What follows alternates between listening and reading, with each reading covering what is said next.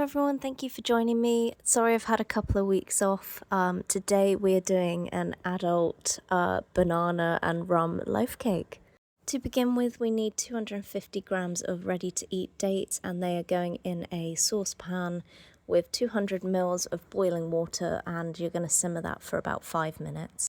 Once that's done, you're just going to drain the excess liquid. In a food processor, we are putting our dates, 100 ml of the liquid that was left over, and your 2 small bananas.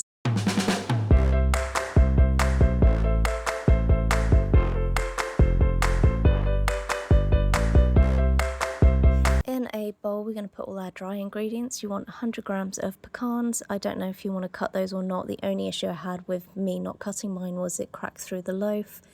200 grams of raisins, 200 grams of sultanas, and 100 grams of polenta. I couldn't find any, so I just got what was closest. You then also need 2 teaspoons of mixed spice. I made mine up. I had a look online as to what was in mixed spice. There's some ginger, coriander, cumin, cinnamon, and some of them put some mace in. But it's up to you if you want to buy a mix already or do what you've got in the cupboard. There is also 2 teaspoons of baking powder going in there.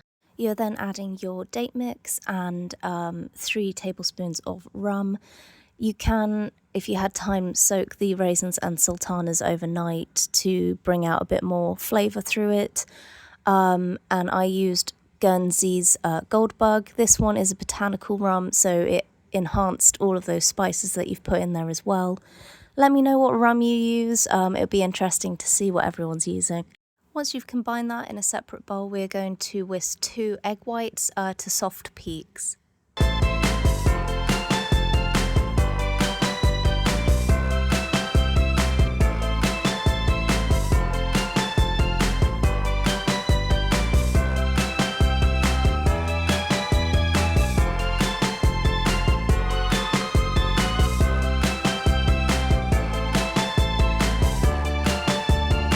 Once you're happy with that, you're going to fold that in gently.